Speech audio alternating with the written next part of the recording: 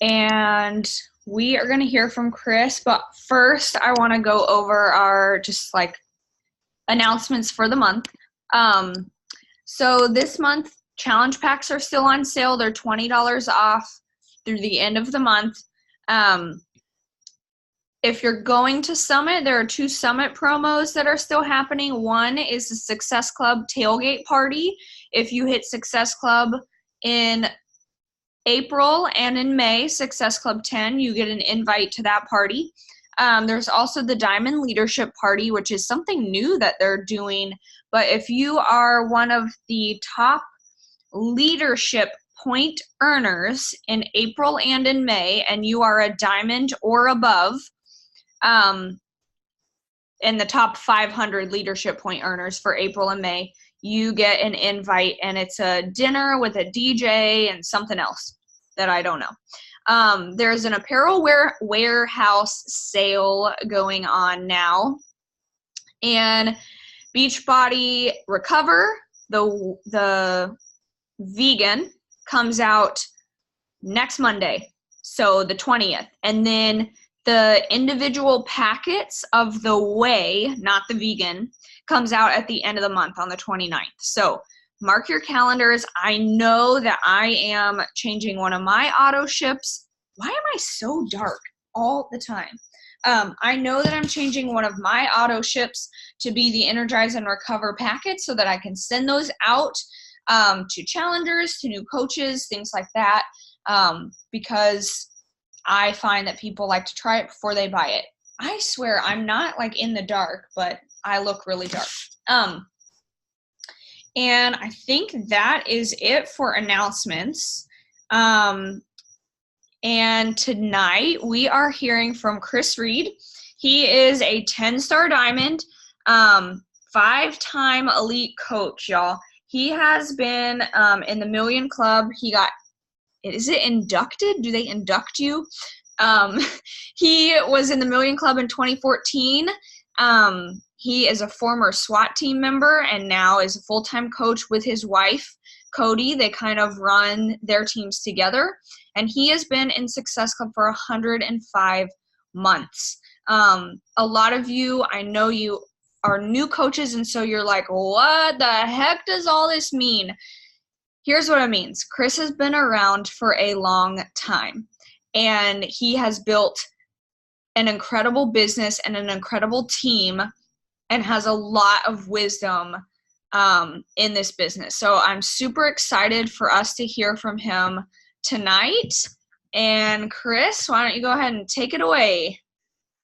Thank you very much. So you're in Texas? I see that Texas thing behind you. I didn't know that. No, I'm in Florida, but I lived in Texas. Okay. We just moved back. All right. Well, thank you very much for having me on the call. I'm excited. I'm so lucky, man. I literally just walked in from my workout. I had my time zones wrong, so I'm glad that I sat down. But so like Mary was talking about, I've been a coach since 2009, and really how I got into the business was I was really fat.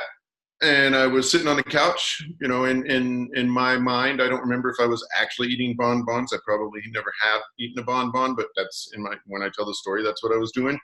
And I'm watching an infomercial like 2 o'clock in the morning because, that's what they played at 2 o'clock in the morning in 2009. And it was P90X. And basically what they were saying was, this is really hard, but it works if you do it. And, I was attracted to that from the aspect that they weren't pulling any punches. They were like, look, this is really hard, but it works. And, and so I bought it, and that was actually probably about 2008. And so I bought it, bought myself some Select Techs, and, I was like, man, I'm going to do this. And I did it for like a week, and I got really great results, and I started losing weight, and I even saw a little bit of definition. And then I went to the movies, or, I got a cough or something like that, and then I decided to stop. And I stopped, and I ate more bonbons until, I was actually the SWAT team leader, and I implemented a physical fitness plan standard for the team. And I almost failed my physical fitness standard, the one that I implemented at this point. I was like, okay, I really got to do something. So I took the P90X off the shelf, blew the dust off of it using discs back then and put them in, and decided, you know what, I'm going to do this. I'm going to do these workouts. I'm going to do them 100%, but I'm still eating pizza and drinking beer, and I'm certainly not using, any of these overpriced supplements. And about a week into it, after I was just really crushing the workouts, didn't miss a single workout, and it was to the point where actually it was kind of annoying my wife, because she was like, hey, what do you want to do tonight? And, it's getting later in the evening. She wants to watch TV or something. I was like, well, I got to work out. And, and this is P90X, so an hour to an hour and a half. And she was like, okay, whatever. But I was stuck with it, right? And then after about a week or 10 days or something like that, I was like, man, why am I busting my ass working so hard and, still doing the beer and pizza thing? So I cleaned up my eating, but I was like, but I'm still not going to use, their supplements or anything like that. And then I was like, okay, why am I working out so hard and I'm eating tuna out of the can and drinking only water, and I'm not, fueling my body with some sort of supplements to where I get the best out of these supplements. And, back then, really, this was before Facebook, right? I talked to my coach on AIM, right? And when you went to the Beachbody page, there was this little girl at the bottom, and she had a card, and she's like, be a coach. And I was like, be a coach?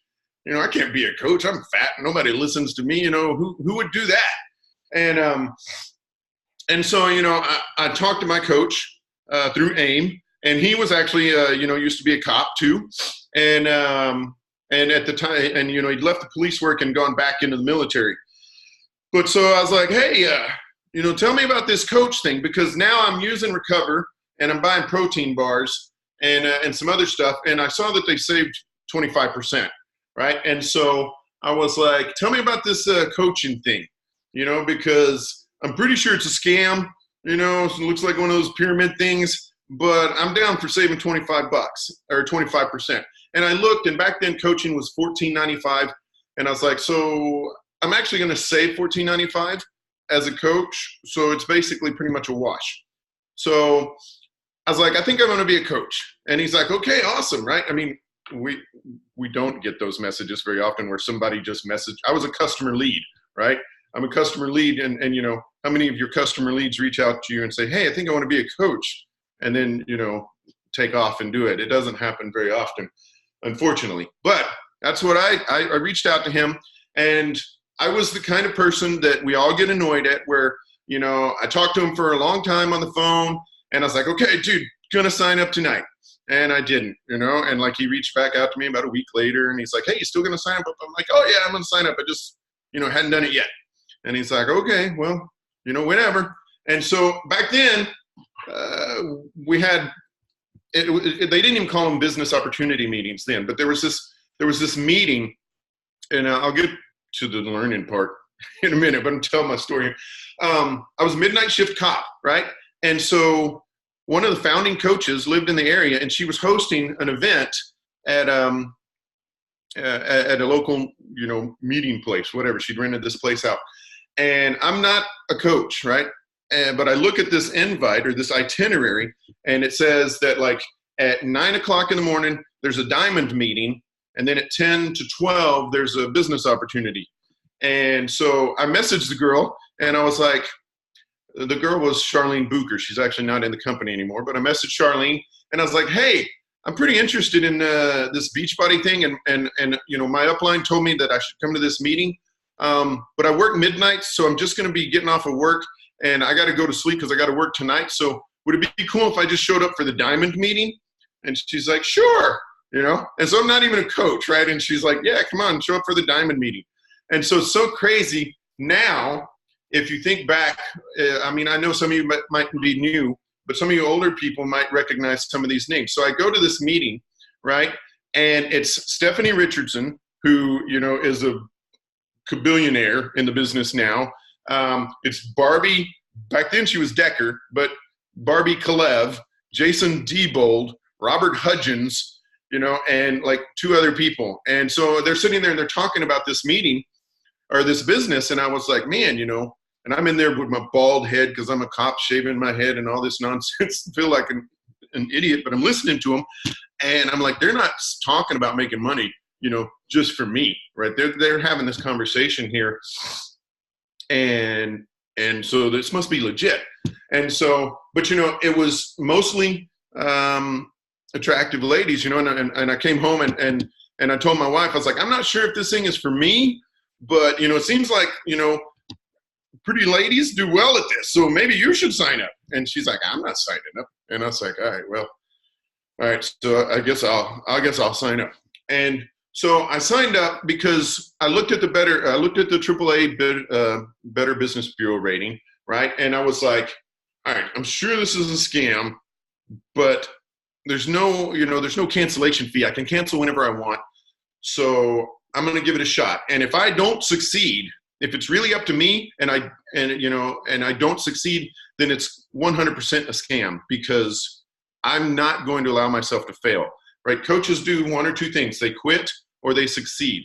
And so I was like, I'm going to do this. And so I signed up and I went and enrolled in a couple of days because by this time I'm 2 months into P90X. So I've lost 35 pounds. And so everybody on the SWAT team is like, what in the heck are you doing? And so I'm selling P90X left and right.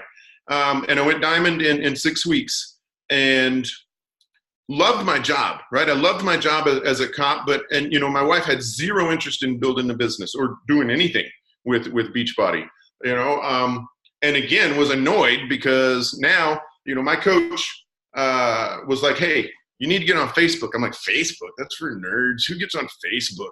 You know, nobody, it's not going to be a thing. And he's like, no, you need to be on Facebook.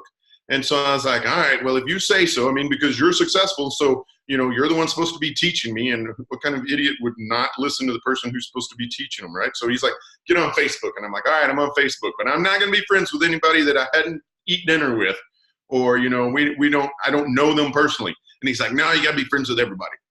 And I was like, all right, so I'll be friends with everybody. And so, you know, now I'm starting to send out friend requests all over the place. And, you know, man, the guys at work, right? Man, they hated on me, you know, because like I said, you know, I'm on SWAT team, right? And I would walk in and they would be like, hey, Chris, what'd you have for breakfast this morning? You didn't post it. You know, I didn't see what you ate for lunch. You know, all laughing at me about, you know, how much I was posting. And I was like, you guys just watch, man, hide and watch. I'm going to do something with this, because now I'm starting to see what's possible with this thing, right? My wife's still not interested, right? And I'd be like, hey, baby, we made $60. She's like, that's great. You worked on this thing for 40 hours. That's like $1.25 an hour, you know? And I was like, well, it'll get better, you know? And I was like, hey, baby, we made $80. And she's like, cool, $2 an hour. That's fantastic, you know? And then eventually I was like, hey, baby, we made $160. And, you know, and she was working part-time at a Mother's Day Out facility by that time. And so she's like, $160, you know, which was more than she made in a week. And so she came over and she sat down. She's like, okay, so show me what you're doing. And so I kind of started to see that. So like all of these spouses that are like, you know, chastising you or telling you you're wasting your time or something like that, make some money. Because you know what? If your husband's like, hey, stop wasting your money, and you're like, hey, I bought you a fishing rod, they're going to be like, maybe it's not such a waste of money. Something along those lines, right? Show me the money. That's one of those things where, you know, so I was like, you know what? If we can make $300 a week, you can come home from work. And I'm making 160 right now. So, you know, we could easily make up what you made. And so she sat down, she's like, okay, let's go. And so she started doing it too. And so, man, like I said, man, you know, my people at work hated on me. You know, everybody hated on me, and I was like, I don't care. Hide and watch. And they would mock me. You know, they'd be like, you know, talking about, man, I was like, I'm changing my life. And they're like, oh yeah, you're an entrepreneur. I'm like, you watch, guys. You guys are still going to be sitting here working midnights, asking somebody else if you can go to your kid's birthday party because you work crazy hours. And, you know, they didn't believe me. And I did it. I left the police department in 2012. I signed up in 2009, left the police department in 2012 because I tripled the amount of money that I was making as a sergeant. And, you know, one of the things that really drove me at that point was you know, I always knew I was going to be a cop, right? When I was 5 years old, somebody's like, hey, Chris, what are you going to do when you grow up? I was like, I'm going to be a policeman or a British soldier, because I thought the berets were cool. And, I didn't know any better to be a British soldier as a Texas kid. But anyway, that was what I was going to do. So I grew up and I became a cop, and it was really, really cool. I loved my job, right? I got to drive fast. I got to jump fences. I got to thump heads. I got to do all of that cool stuff, right?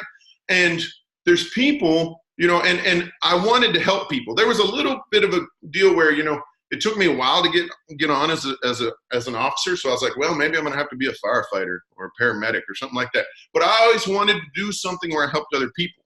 But then, as Beachbody started really growing for me, like I was telling Mary the other night, and I say this all the time, people who really rock in this business, I think who have a leg up in this business are teachers, cops, firefighters, nurses, people who, decided, hey, I want a career where I can help other people. But then when you get into that career and now you've got mortgages and you got kids and you got all this other stuff, you're like, man, I wish I made more money helping other people. It kind of sucks, And in all of those jobs that I'm talking about, you don't have any say over how much money you make. We had an award ceremony. I was the youngest sergeant at the police department, made more arrests than all of the other sergeants put together because I loved my job. I worked midnights for 15 years on purpose because that's where the action was. But, eventually I moved to day shift because it was easier for the business. But we had an award ceremony, and not only did I not get anything, I'm not trying to be a crybaby, but none of my boys got anything either. And we were the hardest working shift. And I was like, that's some BS, man. These guys they have all the control over any kind of recognition. We have no, the laziest cop at the police department, the laziest sergeant at the police department made more money than I did because he'd been there longer. Had nothing to do with how much effort we put into it. And so I was like, man, you know what? Why am I busting my ass at this job, working 60 hours a week, working overtime and all these other things where, if I left, they would just try and, hope that they hired somebody who wore the same size gun belt as me and, wore the same size equipment as me so they could give it to me because I'm completely replaceable. So that's when I focused. I was like, you know what? I'm going to do something with this, and I'm going to take off and I'm going to crush it. And so I really got serious, and I met my upline coach, Monica Ward, at a summit. By this time, my coach was getting, I don't know. You know what? I'll just say that I had a better relationship with Monica than I did with my coach, and we'll leave it at that. But it's interesting. Well, I will say that my coach left the police or left his military job 3 years before retiring, and I was like, that's crazy. You're 3 years away from retirement. Why would you leave? And then I ended up leaving 3 years away from retirement. But I went to Summit, and I met Monica Ward, and I was like, hey, you know what? I'm interested in doing what you're doing. She's making $1 million. She's made $1 million. She's crushing it in the business. She's one of the founding coaches. And I was like, I want to do what you do. Teach me. And she's like, okay. And so in our first call, I remember I'm sitting outside of a Subway and eating lunch, talking to her on the phone.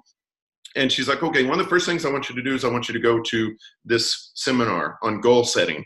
And so, I'm pulling it up on the internet in the car, and the seminar is in Arizona. And I just got back from Summit, right? Which was so important. It was my first Summit. I missed the first Summit, which would have had like 700 people, or the first one I went to had 700 people in it. But, my coach, when I signed up, he's like, hey, Summit's in 4 weeks. You should totally go. And I'm like, dude, I'm not going. You're scamming me. Somehow, how much money do you get when I go to Summit?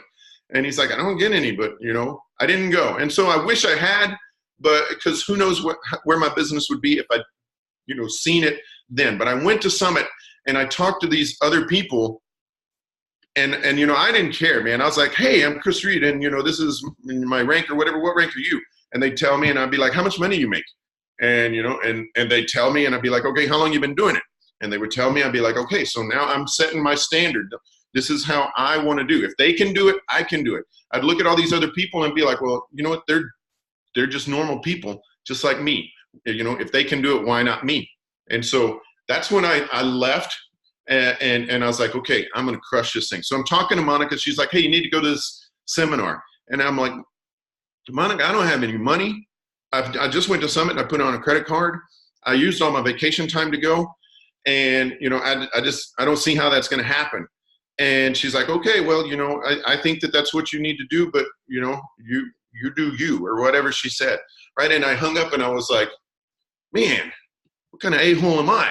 You know, I reached out to this lady and I was like, hey, teach me how to succeed. Teach me how to do what you do. And as soon as she told me, I told her why I couldn't do it. Right. That's the customer or the coach that we all hate when they're like, hey, I want to be a coach like you. How do I get in shape? And you're like, hey, you need this challenge pack and you're going to have to eat better and you should get Shakeology. And they're like, oh, I don't have time to work out. Shakeology is too expensive. I can't do any of these things. And so I realized I'm the same person that drives me crazy as a coach or a customer when somebody asks me for help and I tell them and then they start telling me why they can't do it. So I made it happen. You know, long story short, I ended up going. And the seminar was good, but what I learned about that seminar really was that success is inconvenient, right? It was really inconvenient for me to do that, to start working extra shifts so I could pay for that, and to start, you know, claiming comp time instead of overtime so I would have the time off. But I went and said, you know what? If somebody tells me to do something and they're in a position where I want to be, then I'm going to do it. And when I came back, I was like, okay, here we go. And I started building my team And, you know, and if you are really serious about this business, you know, I would imagine that like people like Mary and other, you know, leader coaches or high level coaches, they, it's funny, you watch a movie and you're like, that reminds me of Beachbody, you know, and, you know, everything you see somehow or another, it relates to Beachbody. And like, I remember I watched I don't even know the name of the movie, but it was like some sort of snail who wanted to be a NASCAR race car snail, right? And I was like, that's Beachbody. He's a snail. He's like, I can't, you know, everybody's like, you can't do that. Snails don't race cars. And he's like, watch, I'm going to do it. Watch, I'm going to do it. And everything started relating to Beachbody for me. And so, you know, Mary shared a picture in y'all's team page, I think. And so after one of the summits, we went on this team retreat, and we went to Utah. Summit was in Vegas that year, and we drove up to Utah and rented this big giant house that had a 12-person shower. That's a little side note, but that's kind of weird, right? A shower for 12 people. But anyway, we didn't use it, but you know, it was there if we wanted to, I guess. But so, you know, we went to this place, and there's this hike, and it's called Walter's Wiggles. And if you look at that hike, it's just this zigzag all the way up there, right? And we're like, that's awesome. You know, we should totally do that hike. And so we started walking up this hike, and it's like 12 steps up at a 45-degree angle, and then you turn around. Yeah, I know, right? Utah, that's what I'm saying. That's what we were thinking. But I didn't want to say that. But anyway, so 12 steps this way, turn around, 12 steps the other way, turn around, 12 steps the other way.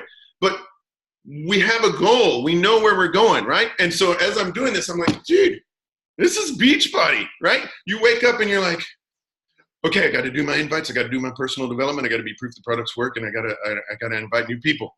Turn around. It's the next day. I got to wake up. I got to do my invites. I got to do my follow-ups. I got to invite new people. I got to drink Shakeology and be proof the products work. Again and again and again and again, right? Over and over and over again, to where, you know, at some point you're like, well, this isn't really as fun as I thought it was going to be. But that's how you get where you're going, is the same thing over and over and over again. Coaches that throw down 50 or 100 Success Club points a month, they don't have some sort of magic, you know, Facebook group or Instagram post that they post and somebody messages them. They're like, challenge packs, you're selling them? I'll take 3. You know, they talk to more people than the rest of us. If somebody is more successful than you, you know why? Because they talk to more people than you do. That's why they're more successful than you. If you didn't make Success Club, you know whose fault that is? It's your fault. It's not your neighbor's fault or your sister's fault who said they were going to buy a challenge pack last night and they didn't.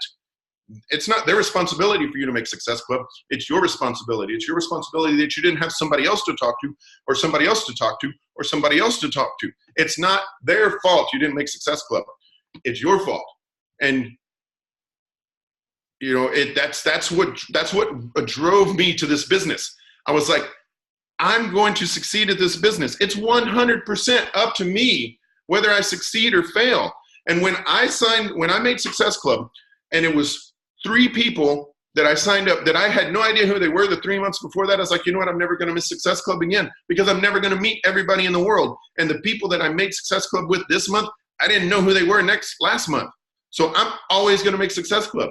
It's a non-negotiable. If you're serious about this business, you make Success Club or you make an excuse. Those are the 2 things that happen, one or the other. You blame somebody else or you blame whatever. That's the same thing for all of us. So as we're sitting there and we're still climbing up Walters Wiggles, right?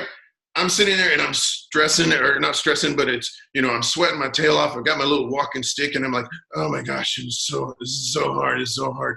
And, and then some dude runs past me wearing like those Vibram shoes, and like, stupid short shorts and no other clothes. And he runs past me and then he runs back down because he ran all the way to the top and the back. And, for a second, I'm like, holy cow, that bastard, he just passed me. But he's running his race. I'm running mine. You know why he did that?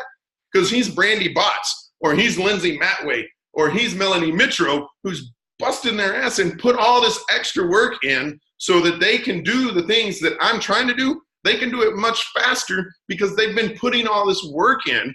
That's why they're faster than me getting up there, And so we eventually get to the top. And when we get to the top, there's this place and it's called Scouts Lookout. Scouts Lookout. And so it's one of those cool things. I'll tell you another little side note about Walters Wiggles. The hike eventually leads you to Angel's Landing, right? And if you look, they fixed it now, which is too bad because it was really cool. There was a sign that said, hey, be careful on this hike because 8 people have died doing this hike because they like fall off. Right. And like 8 was like this little temporary tile that they super glued to it because I guess it used to be 7 and then somebody fell off. But we were like, dude, we should totally do that. And a lot of people didn't do it. The first year we went there, actually, we didn't get to do it because we brought all of the readlings, my kids, and, there was nobody to watch them. So the next year I put in the work and I brought my dad and I was like, hey, you got to watch the kids because I'm going to do this thing that other people aren't willing to put in the effort to do, like Beachbody, right? So I do this Walters Wiggles and I do it with my team and we get up here to Scouts Lookout and that's like making Success Club, right? Making Success Club is just doing that Walters Wiggles and you get to up to the top.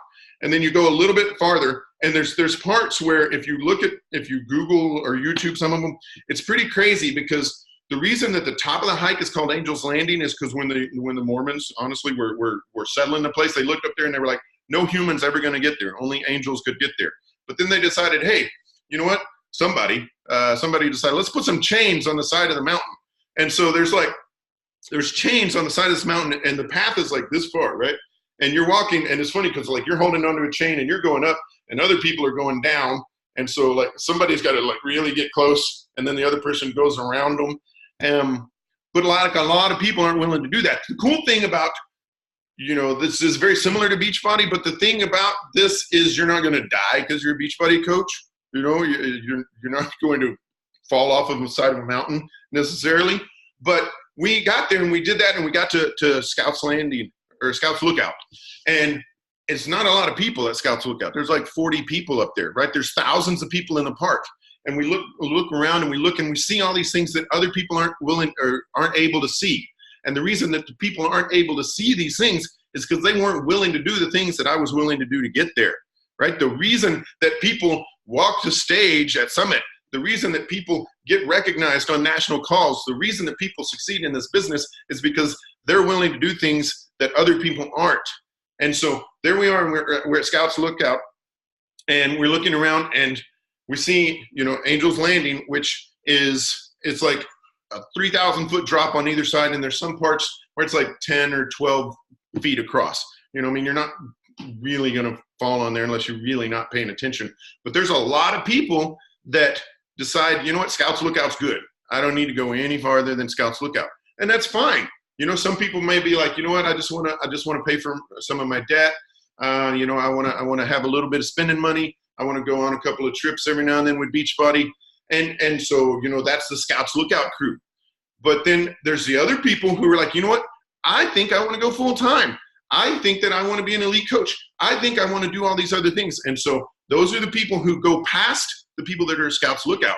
And they go on to Angels Landing, and then we get up there and there's like 10 of us there. And so again, because everything relates back to Beachbody for me, I'm looking and I'm like, those people over there at Angels Landing, or Scouts Lookout, they're over there because that was enough for them. And that's fine if that's enough for them. But they're not able to see the things that I'm able to see because I did things that they weren't willing to do. And then you look down at these other people, and they're just sitting there at the bottom, and they don't get to see any of these things. And and it's just everything relates to Beachbody for me. Like those people down there, it's $15 to get into the park, right? It's $40 to sign up as a coach, or $160 with a challenge pack. And you can sign up with a challenge pack, and you know what? You can sign up with a challenge pack, and you can be in a group, and you can make some friends, and that's really cool. That's like paying $15 to get into the national park, and you know what? You might see a couple of deer running around. You're going to see a couple of waterfalls. You're going to see some cool stuff. There's not really a downside to doing it, but you're just really scraping the tip of the iceberg. If you just sign up and you don't put any effort in. But if you put the effort in, then you get all the way up to the top, and you get to see all this other stuff and do all these other things that other people aren't willing to do. But it just takes that kind of effort, where I was like, literally, I have to make my invites today. I have to make Success Club. When I first signed up, I knew Success Club was a non-negotiable, or when they didn't actually have Success Club when I first signed up, but they eventually did. But when they did, I had like 5 people, on a list where I set it up ahead of time. I was like, hey, if I call you on the 30th, I need a solid, then, I expect you to try Shakeology for a month, because I'm not going to miss Success Club, and I eventually went through that list at some point, because I was not ever, ever, ever going to miss Success Club. But what I learned was, when I needed that list is when I slacked at the beginning of the month, or I slacked towards the end of the month, because I made Success Club by the 5th or the 6th or something like that. So I just kind of slowed down. And so I wasn't planting those seeds for the rest of the month. And so the beginning of the next month was hard, because I didn't do the friggin' work. And so, and it still happens to me. I've been doing this for 9 years, and I'm like, man, why is it so hard to make Success Club? And I'm like, oh yeah, because I didn't do any work last month after I made Success Club early. That's where the drive and the passion and stuff like that has to be there. And the reason that I'm full-time now is because I said, I have to do these things. I have to do all of these things, and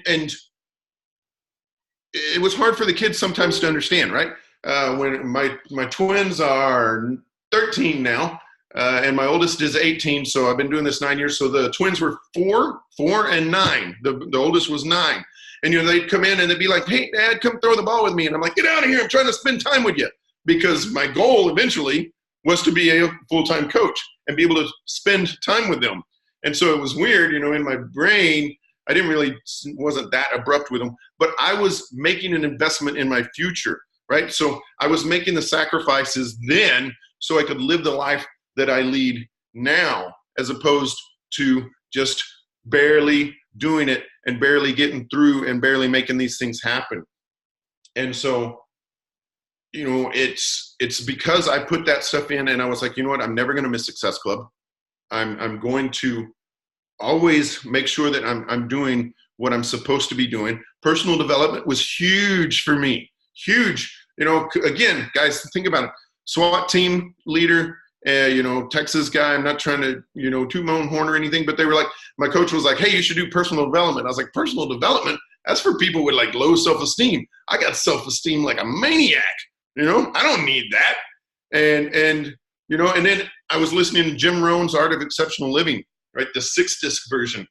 And, because there was no Audible back then. And I'm listening to that, and I'm painting one of the kids' rooms, and I remember this stuff, and I was like, and I brought Cody in, my wife, and I was like, are you listening to this? This is really great stuff. And the thing is, it's not revolutionary stuff. It's like, hey, save your money. Hey, write down goals. hey, do the same thing over and over again, and eventually you're going to see results. It's not revolutionary stuff, but it's stuff it's easy to do, but it's easy not to do also, right? It's easy to just be like, oh, you know what? Well, I'll start tomorrow. I'll do this tomorrow. And, I really like analogies. And so, the other thing about this is, like I said, I used to talk to people and be like, hey, how long you been coaching? How much money you make? What, or I'd look at what their life looks like. And so I knew, because I was putting the work in, I was like, hey, that's what my life's going to look like. Because if you're a coach, then you're on a highway, right? Everybody's on a highway. We all got this car. And so some coaches, you get this car and you're like, all right, I got a car. I got to read every single thing in the policies and procedures, and I got to know every single thing about Shakeology, and I'm going to spend all of my time watching videos and doing all this other stuff, learning how, to drive this car. I'm going to learn all this stuff I'm going to learn, what every piston does. I'm going to learn all these different things, and then I'm going to go drive. Meanwhile, like I said, Lindsay Matway or somebody else, they're like, I got a car, dude, cool, boom, and they just take off and they're going down the highway and they're figuring everything else out along the way. And, I know these successful coaches, I'm like, okay, cool. You know what? He's got investment property. Hey, he's out of debt. Hey, he's full time. That's where this highway leads. Unless you decide to take that exit to Shitsville and turn around and go back where you came from, But if you stay on the road, it can only lead to success unless you take the exit, right? Now, how fast you're driving down this highway is completely up to you, but there's no rocket science. There's nothing to this except for talking to people and, getting out of being afraid of talking to people and not saying no for people. I had a family that lived next door to me, when we were doing the Spanish launch, way back in the day, right? They're doing the Spanish launch, and I'm just gonna say there's like 12 people in this house. Her daughter played with our daughter, but it never occurred to me because they all worked at at low-paying jobs at the airport or McDonald's or something like that. I was like, this isn't for them. This isn't for them. And then they did the Spanish launch, and so they reached out to everybody and they're like, hey, we need Spanish speakers for this event. So I went over and I was like, hey, can you do me a favor and come to this event? And she came to the event. She signed 6 coaches in a couple of weeks because I said no for her for the first 3 years. I was like, what the heck? And along those same lines too, before I left the police department, there was another guy. He was just super serious. I was like, yeah, he's not interested in this. He's not in. And eventually, for whatever reason, I was like, hey, have you ever thought about this? And he's like, I've been kind of pissed that you hadn't talked to me. It's like you've talked to every single other person in the PD, but you didn't talk to me. And really kind of annoyed me. And I was like, dude, I just didn't think you would be interested in. And he signed up and he went diamond, right? But I had been saying no for him all of this time. Let them say no for themselves. You ask everybody. It's, you have to be fearless in that. Now, I'll be honest with you. Like, Carl talks about this donut stuff, like where you just send a message out and you're like, hey, you want to join my challenge group? And, it's a little bit more words than that. But that stuff works, guys, right? I decided, hey, I'm going to start sending 40 invites a day. And, and I just, and I use Facebook as my primary medium still. And so, I send 40 invites a day. Never talk to them ever. And, because I'm a guy, I always bring Cody into the conversation too, where I just like, hey, my wife and I are starting an accountability group. And, we have a lot of fun in the group and we have, these themes or yada, yada, yada. Is that something you would be interested in? Send. Copy, paste, send. Copy, paste, send. Copy, paste, send. 40 a day. And now I'm making much higher Success Club numbers than I used to make, because if somebody's like, no, and why are you talking to me? I'm like, oh, okay, no, I'm sorry, my bad, delete. Because you know what, if you're going to come back at me with that, then I don't need that person anyway. Or if they're going to, reply hateful to me, then that's fine. There's a ton of people in the world. I don't care if somebody's bothered by things.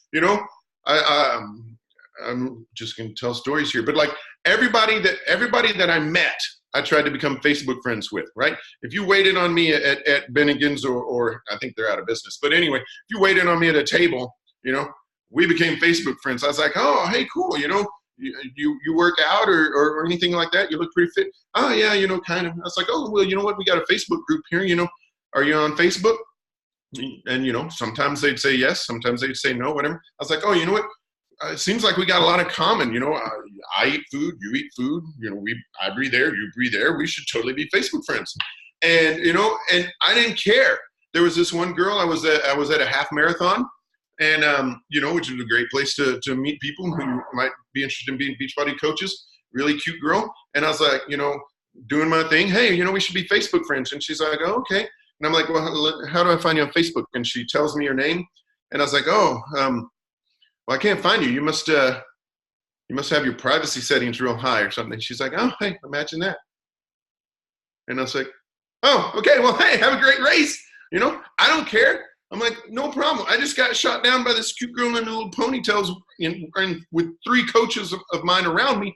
I don't care. I'm going to use that as a learning experience. I'm going to turn around. I'm going to talk to somebody else and say, hey, you know what? You breathe air. I breathe air. We should totally be Facebook friends.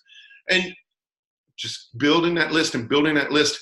And, you know, the thing about it is, this is what I'm going to close on, and then I'll take some questions. But, you know, being proof the product works is so important, and sticking with it is so important because, like, you know, if you come into this business and you're like, hey, I'm going to get in shape or I'm changing my life, and you start talking that and you talk it for 2 or 3 weeks and then you stop. And now, you know, you're posting about beer and pizza again or you know, getting drunk or whatever, then when you start talking about getting in shape again, everybody's going to be like, okay, well, last time it lasted 3 weeks. Let's see how long it lasts this time. So you've already reset the clock that everybody's going to wait 3 weeks and see if you're still doing it 3 weeks from now.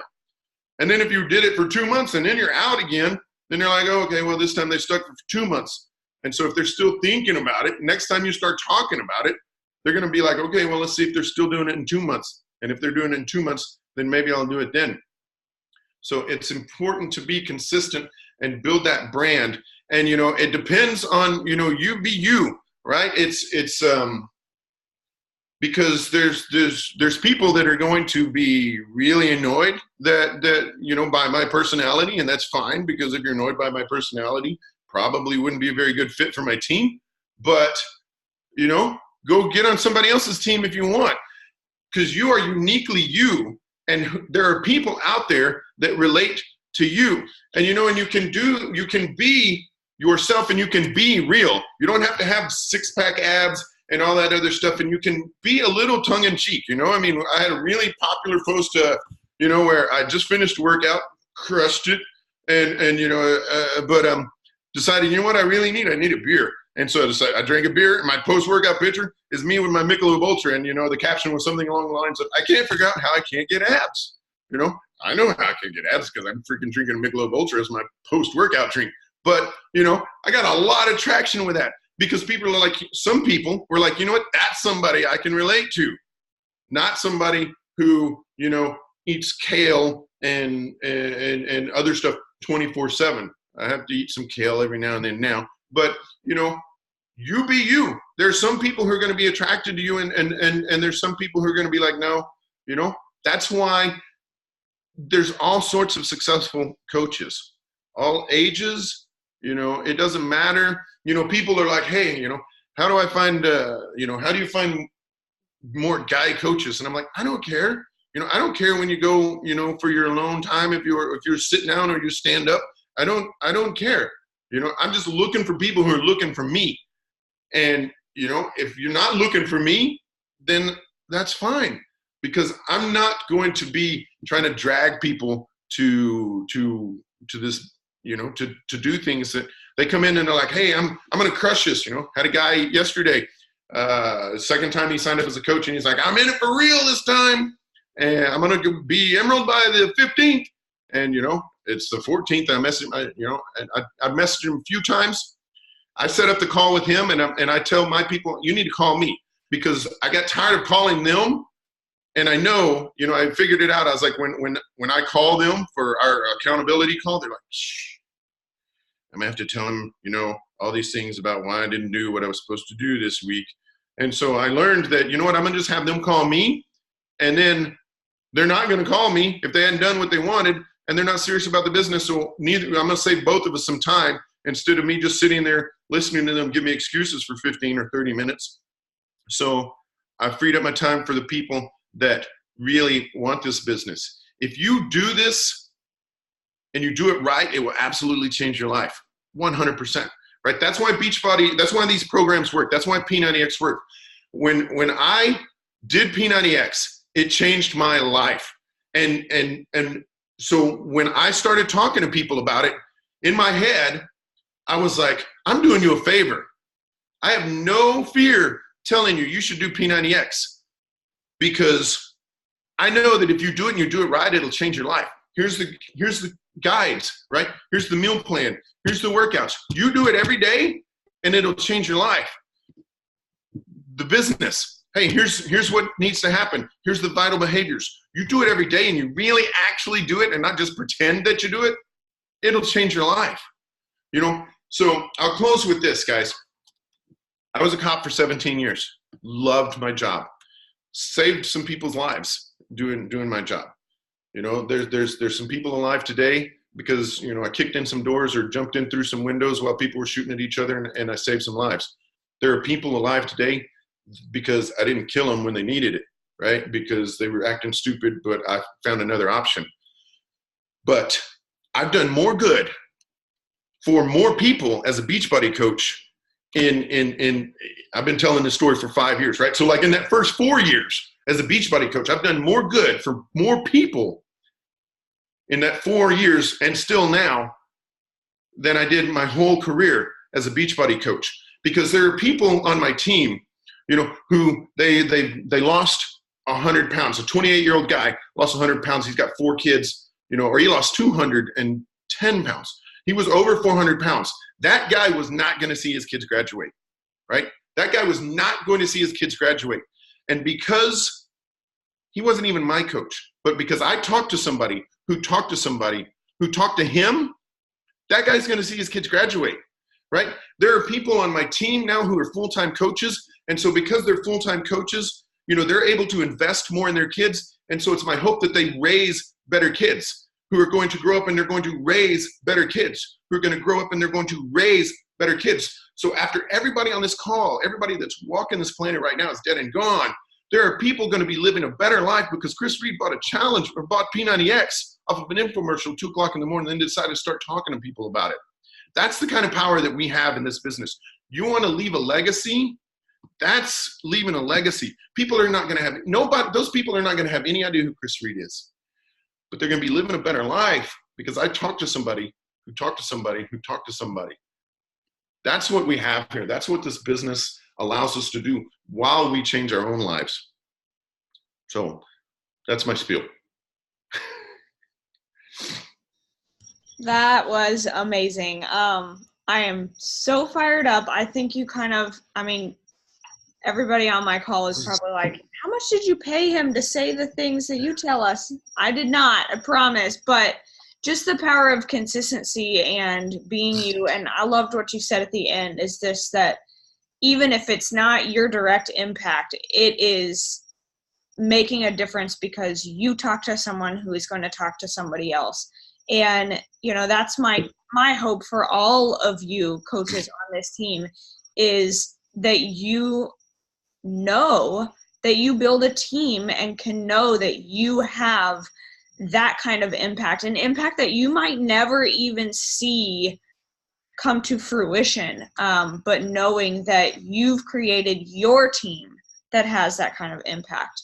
I want to open it up for questions for a couple minutes.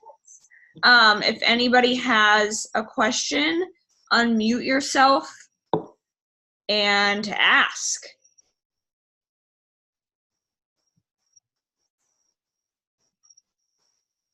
Okay, I'll go. Oh. Yeah, go, Erin. Chris, you're amazing. Sauce, everything you say. I have a question about scaling. So I've only been coaching for 3 months and I've hit Success Club, 10? but I only have 2 hours a day that I can do it. And so when people keep saying like, do more, do more, do more, I'm having a hard time, like, how much can I fit in this chunk of time? And the only way to scale would be to more cold invite, which is what you seem to be saying. Because I'm very much like, okay, like in a 2-hour period, if I take 30 to 45 minutes, I can talk to 16 new people. I can start 16 new conversations, but I can't start 40 new conversations unless I go more just like spamming people. Can you talk about how you balance that? Yeah. So, I mean, you know, putting it bluntly, it is kind of spammy. I mean, you know, I don't know these people, right? And like I said, some of them, like the vast majority of them, don't answer, right? And so it's not really that time consuming. It's really copy paste new person, copy paste new person, copy paste new person. And some of those people are going to answer you, and some of them are be like, "Hey, now's not the right time," or whatever. And that's cool. You know, I use Teamsy. But, you know, if you use something to track, you know, especially if you just got a couple of hours, first of all, if you're making Success Club 10 every month, that's freaking fantastic. But, you know, you want to keep track of everybody. And it's those numbers, it works, but it's not as time consuming as you would think. Because, you know, when you send out 40 invites, really, you're only maybe going to get like 6 cold invites. You're only going to get 4 to 6 people to reply. You know, so it's like again, Jim Rohn had a deal one time where he talked about being in a competition with someone. It's free on Audible. It's called Building Your Network Marketing Business. It's super old, before the internet, so some of it's kind of dated. But, you know, he talks about, he's like, look, you know, if my ratio is only 10% and yours is 30%, I'm still going to beat you because I'm going to talk to more people than you. You know, you may talk to 30, you may get a 30% success ratio, and I'm only going to get 10, but I'm going to talk to 4 times as many people as you. And so I'm going to beat you. And it was really hard. It was really hard for me to get past that cold invite. It really was. I mean, when people would send it to me about other businesses, I would actually reply back. I was like, does this ever work? Why are you doing this? You know? And I'm so stubborn about some stuff, because how many times have I heard people on stage saying, hey, I send out 50 cold invites a day. And I was like, that doesn't work. You know, yet they're on stage. And I mean, I've talked on stage too, but it's just, we got to get out of our own way. And, you know, but if you're doing Success Club 10, that's, you know, you're going to get there so much faster. You're going to get there twice as fast as somebody else, you know, because those invites or those conversations, it's like turning over rocks, right? You go out there and and somebody tells you, they're like, hey, you know what? There's $100 bill out there under one of those rocks. And you go over there and, you know, you can be like, okay, well, I'm going to come out here and I'm the only one here, so I'll turn over 5 rocks a day, you know, or you turn over X number of rocks a day. And however you choose to turn over more rocks, you're going to find that $100 bill faster. And so somebody, you know, Aaron, like you, what you're going to, you know, eventually you're probably going to get to a spot where you're like, oh my gosh, why can't I find anybody as motivated as me, right? And that's, I mean, that's the reality of coaching. But the more people that you talk to, the faster you're going to find somebody like you. And, you know, and it's just, you know, you can maybe find some other time eventually. I don't know, you know, if it's your goal to go full time or not, I don't know. You know, for me in the beginning, it wasn't, but somebody said something really fantastic to me one time where he said, you know what, everybody who's like, I don't want to be a full-time coach, or I'd never leave my job. The reason they say that is because they can't, right? Because it's not a reality in their brain that they could leave their full-time job. If somebody was like, hey, you know what, you make $70,000 a year, whatever.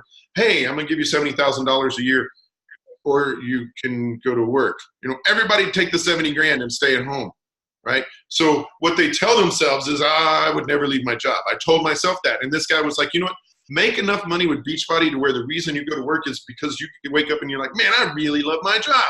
I'm going to work today because I want to. Not because, you know what, I got to pay my bills, but because I want to. So I don't know. I hope that answered your question, but it's just, you know, it's not nearly as time consuming as you think, you know, and you can just really knock them out. And, you know, a speaker on one of my other calls, you know, she had a great deal. She's like, you know how I know when I'm done sending invites? When Facebook tells me they're about to put me in jail. You know, that's when I know I've sent enough invites. And then I stop for the day. And then the next day. Maybe I could run like, and I'm curious, other coaches on the call, offline or here, like what your strategy is, like 2 strategies. There's sort of a more intense where you're like actually starting conversations with people. But then there's also kind of this cold inviting second stream where you're like, I'm planting seeds. I have no idea. Yeah, no, exactly. That are probably going to talk. Okay. Right, exactly. So like when I do a post about the business or I do a post about working out, you know, and somebody clicks like or they comment or something, you know, they don't get that message. They don't get that spam message, right? They get like a legit message from me and I'm having a real conversation in the beginning. So yeah, you're exactly right. There's two different tactics to that. You're exactly right.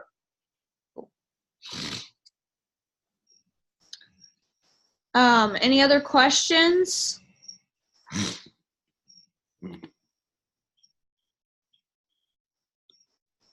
I have one.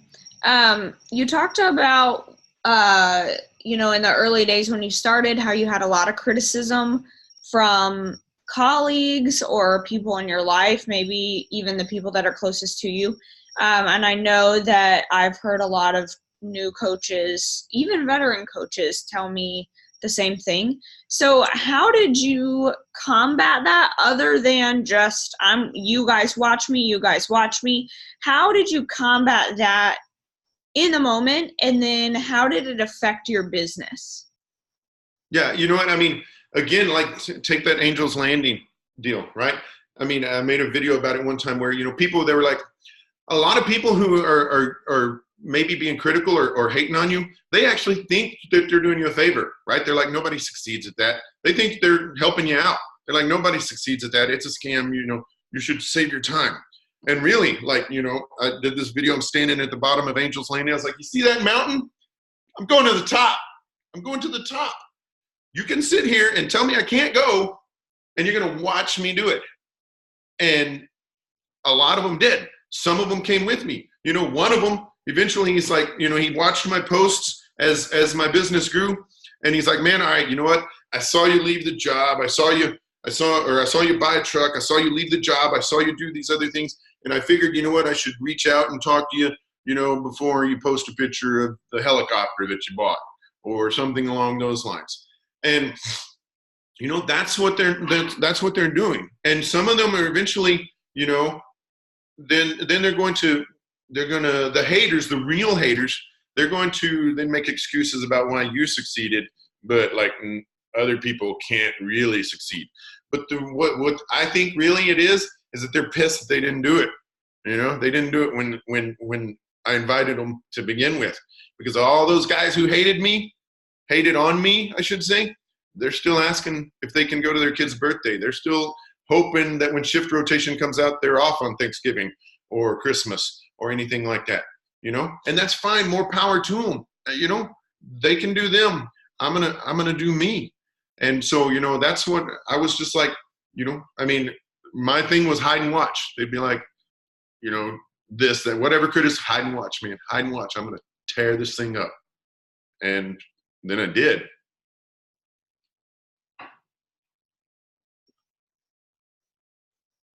All right, let's take one more question and then we will wrap it up.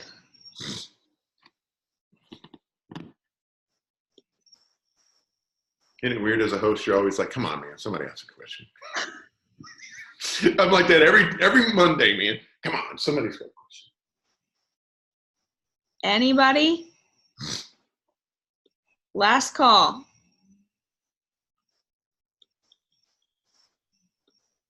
Going once?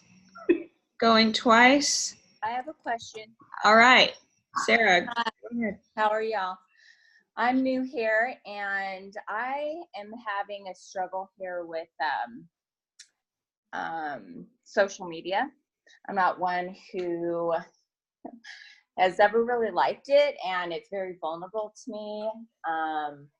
However, I know from my coach and groups I've been on, they highly suggest it. But what's the happy medium? And for you, Chris, you have mentioned that you did a lot of reaching out to people. Was that due to just sending invitations, or was it through your social, through Facebook and what people, they were saying your transformation and whatnot? Yeah. So my goal with every real conversation that I started with somebody, my goal was to put them on Facebook or to connect with them on Facebook. And, I don't know what your goals are in this business. I mean, your goals have to match your effort, like if I'm just speaking truth, when somebody's like, when I tell somebody, hey, you know what, if you want to be, a six-figure earner, then you need to send out 30 invites a day. And they're like, well, I can't send out, 30 invites a day. And then you're like, okay, well, not everybody gets to be a six-figure earner. Just because you're busy or this, that, or the other, the things that you have to do to become a successful coach, it doesn't change based on you. It's the same for everybody. Now, that's not to say that you can't succeed. I was the same way. I was hesitant to begin with, but I got into it. I was a cop, and I've got pictures of my kids on social media. I got pictures of my house. I got pictures of my truck. Everybody, there are people like, oh my gosh, no way, people are going to kidnap my kids, or people are going to, show up at my house, or all these other things. And, if that's something that they're concerned about, that's fine. I'm not going to, belittle them or criticize them for that. But this is how I know how to be successful at this business is through social media. I was completely uncomfortable in the beginning. I really was. But I got over it, because I realized that this was, kind of what was working for me. And then honestly, I don't have any idea, like way back in the days of Amway and stuff like Tupperware, where before social media, I don't have any idea how anybody built a big business, without it. So, that may not be exactly what you wanted to hear, but, if you want to build a big business with this, social media is where it's at.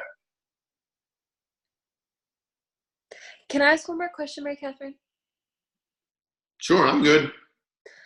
When people ask you, they say, hey, this is just a pyramid scheme, what do you say?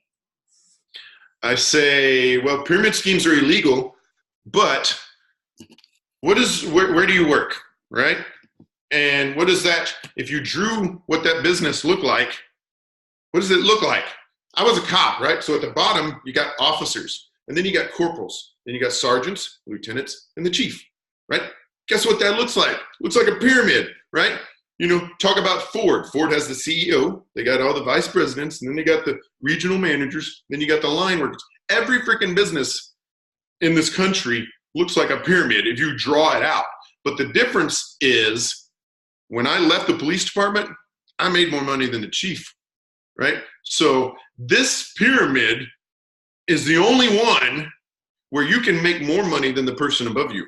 I make more money than tons of people above me, and one day, hopefully, somebody below me is going to make more money than me. But so far that hasn't happened, because I'm running and I don't want them. I want them to pass me, but I don't really want them to pass me, if that makes sense. But, that's what I tell them. I kind of say, pyramid schemes are illegal, but I draw, what's your business look like? Where you work, what's it look like? Bet it looks like a pyramid. That's awesome. I love what you just said, and I think this applies not just to social media, but to this business in general. This is what works, and if you don't want to do it, not everybody gets to be successful here, right? If y'all are not willing to do a power hour every day, send invites, show up on social media and show up consistently, go to Summit, go to these events, not everybody gets to be successful. I love that. It's no BS. That's it. So thanks so much, Chris, for sharing all your wisdom and insight with us. I know I enjoyed having you on this call, and so did my team. Lots and lots and lots of really good nuggets in there. So thank you so much. You bet. You bet. My pleasure. Thanks, ladies. I didn't